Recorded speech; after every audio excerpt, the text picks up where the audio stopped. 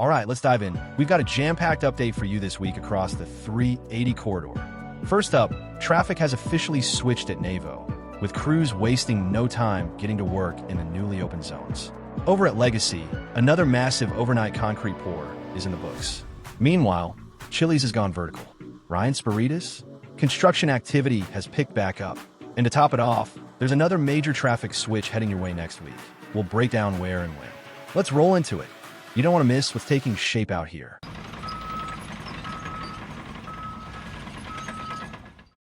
As always, a quick recap for anyone new to what's happening along the 380 expansion through Denton.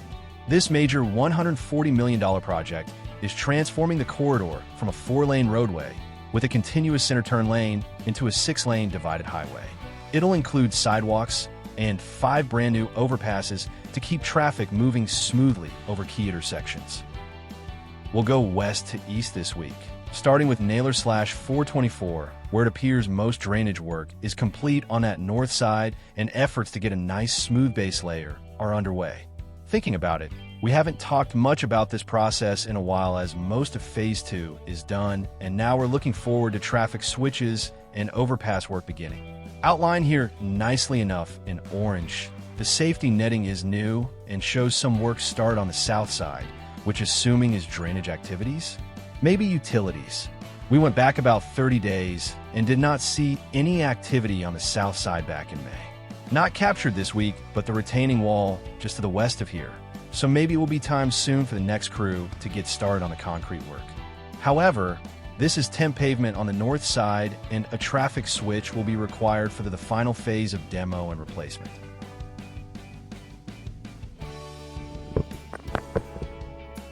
We're not really all that great at teasing things, but could have taken our time and left this for later in the video, as it's a question we get a lot.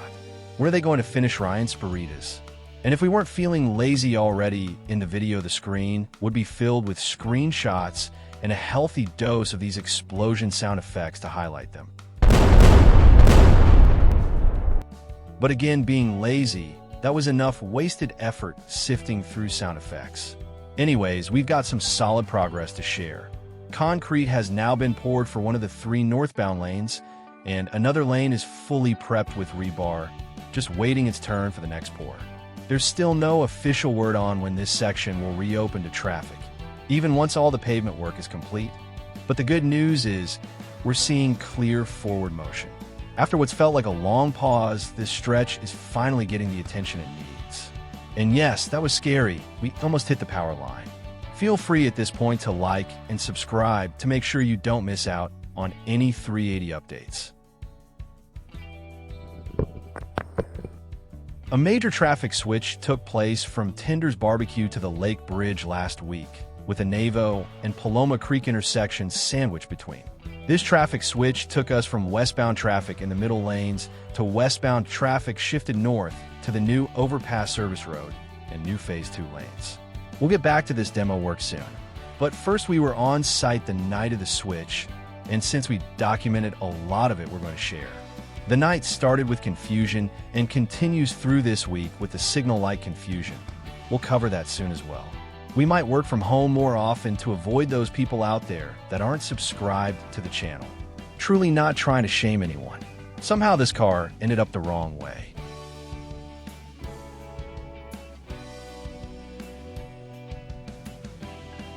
After the single lane closure was set up, the road striping crew rolled in and got to work. While a lot of the lane markings had already been laid down earlier in the week, they still had some finishing touches to complete, especially around the transitions and turning lanes. These crews typically use high durability thermoplastic paint or traffic grade reflective striping materials. That's what gives the lines that sharp, bright finish and helps them hold up under heavy traffic in Texas weather. You will also notice glass beads embedded in the paint, which reflect headlights at night for better visibility. Now let's talk about what the different colors mean. White solid lines separate lanes moving in the same direction. You'll see these on the outer edge of the road and between through lanes. White dashed lines let drivers know they can change lanes if it's safe. These are used in merge zones or where travel lanes shift. Yellow lines, on the other hand, separate traffic moving in opposite directions. A solid yellow line means do not cross, usually placed down the center of the road or next to medians. If you see double solid yellows, that is a clear no passing zone. So next time you see that striping truck, know there's a lot more happening than just painting lines. It's precision work, and every mark plays a role in traffic flow and safety, especially in an active construction zone like this.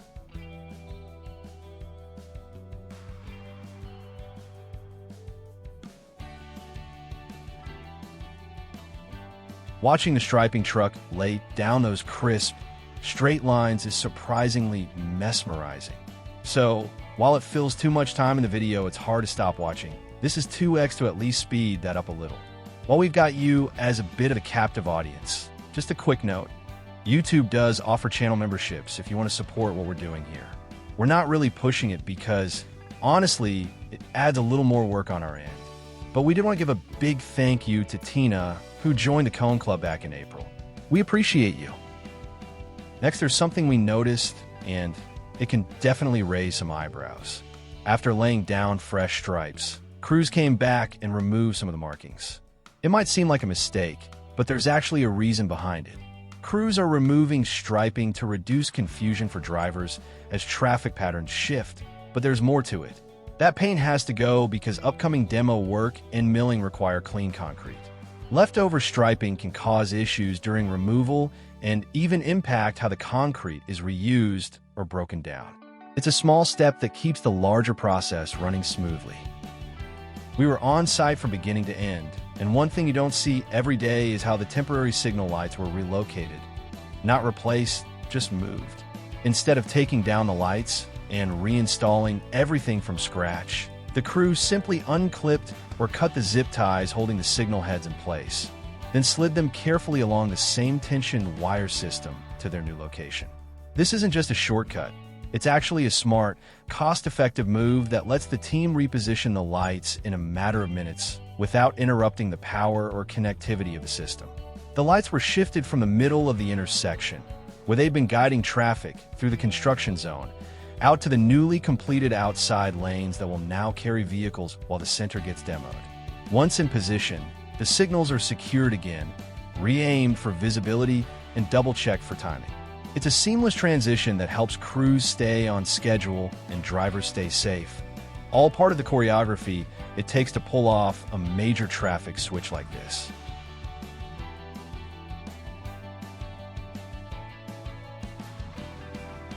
While we were on site that night, I asked why the far signal at Navo wasn't relocated or why additional signal heads weren't installed at the intersection. There wasn't a clear answer at the time, but if you've been following the channel, you know we're rarely wrong when it comes to predicting what's needed. We're not here to stir anything up, just to keep you informed as always.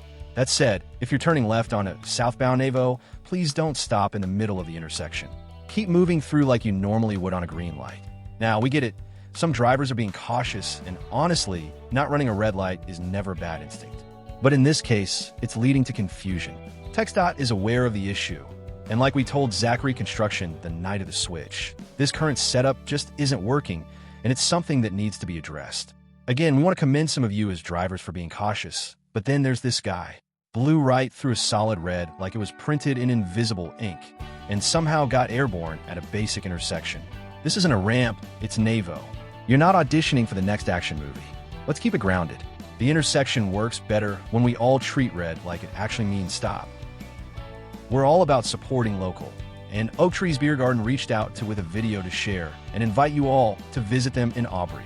Tucked under 100-year-old oak trees, this 2-acre beer garden features a full-service bar built into a 40-foot shipping container, rotating food trucks, and plenty of space to kick back and relax.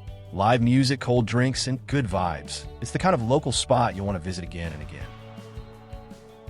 This Navo update doesn't want to end. The very next day, crews wasted no time getting started on the demolition of the old lanes, and it was an impressive operation to watch. They brought in a specialized multi-head concrete breaker equipped with a row of heavy-duty steel bars mounted on the back. As it rolled forward, the bars slammed down into the concrete in sequence, delivering rapid, repeated blows that fractured the surface. It's an efficient way to break apart thick pavement without the need for massive jackhammers or full-scale excavators.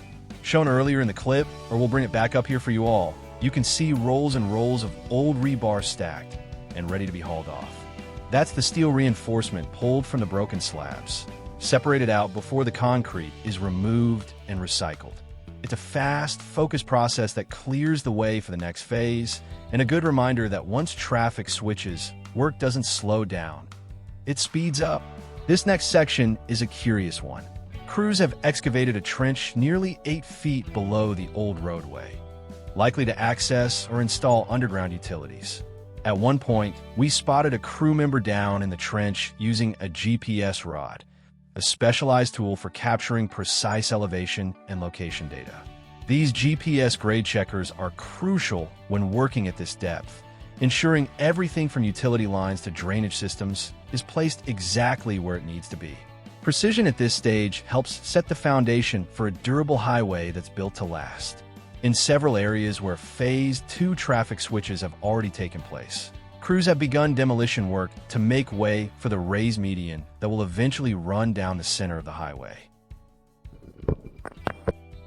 The next major traffic switch is tentatively scheduled for June 30th, and it's a big one. This shift will move traffic onto the newly completed north side lanes from FM 1385 all the way through to Magnolia. With the Savannah and Gardenia driveways now finished and tied into the new alignment, westbound drivers should experience a much smoother and more continuous flow along this stretch. While we were on site during overnight work, we had a chance to speak directly with the team from Zachary Construction. One thing we pointed out, and we know many of you have noticed it too, is the tight left turn lane from eastbound 380 on a northbound 1385. Right now, that turn is extremely limited by the placement of the Jersey barriers, which restricts how deep vehicles can stack up, especially during peak hours. The hope is that once the traffic switch is complete and the work zone opens up, crews can revisit the barrier placement at that intersection. A minor realignment there could go a long way in relieving pressure on that turn lane and improving the overall traffic experience in this highly traveled area. We'll skip 423 this week, as there isn't much to speak for there, just the beginning stage of concrete bridge decking that was finished here at Teal earlier this past week. The ramp is being built up here on the west side of the overpass, and a rock base is being poured into place for the small retaining wall needed. Crews here will continue to finish any finishing touches on the bridge decking and then get to work installing that green epoxy-coated rebar, or ECR, that is used on these overpasses due to its corrosion resistance.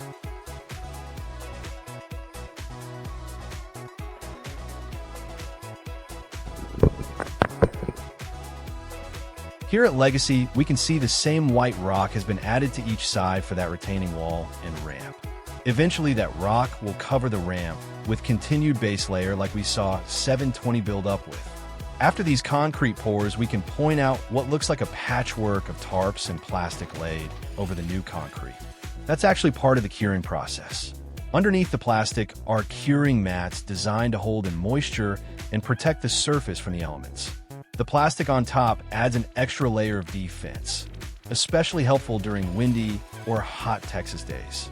It might not look like much, but this setup helps ensure the concrete cures evenly and stays strong for the long haul. This final rebar section was poured overnight on Thursday, the 26th.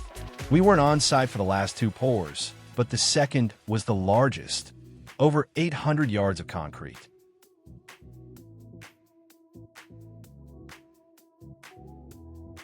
To kick off our retail section here at Teal, we'll get a closer look at the Chili's that is really taking shape on the northwest corner. The walls are fully framed, and they've just finished decking out the roof. You can already make out the iconic shape of the building, and even the covered patio is starting to take form.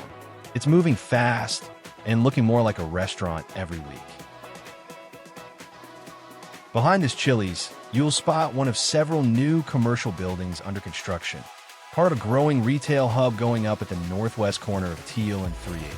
These buildings are actively leasing and present a prime opportunity for businesses looking to set up shop just minutes from the PGA headquarters and the booming Windsong Ranch area. With a mix of spaces available, including room for restaurants, shops, and service providers, This spot is shaping up to be a high-traffic destination in prosperous, expanding commercial corridor. And just next door in the same shopping center. Yep, foundation work has officially started for a brand new Cracker Barrel. You can already see the early concrete forms taking shape, and crews are prepping the site for vertical construction soon, with a mix of national brands and local businesses filling in around this corner. This development is quickly becoming a major destination point for folks traveling along 380 and Teal. More updates on this build coming soon.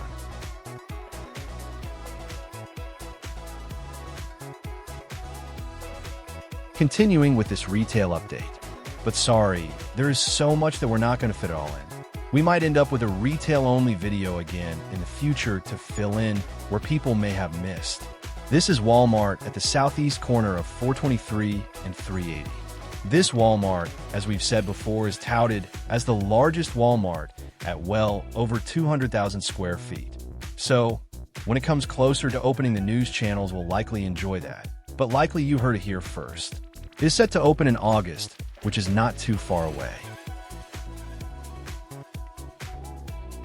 We're a little surprised and just slightly disappointed our community here hasn't pointed out that we've been neglecting to cover this development between Magnolia and Gardenia.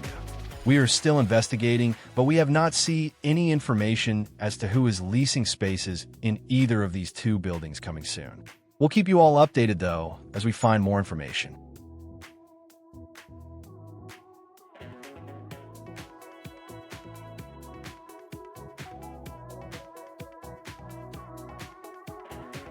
We know a lot of you have been following along for a while, but for anyone just joining us, there are some major commercial additions headed to the 380 corridor that are worth highlighting again.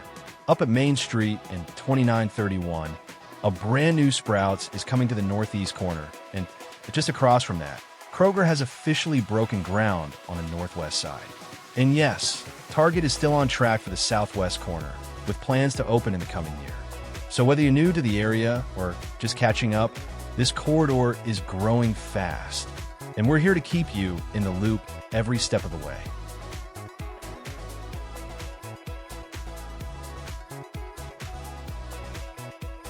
Plans were revealed a few months ago here at the southeast corner of 720 for the H-E-B grocery store as well. Sorry, the graphic is upside down.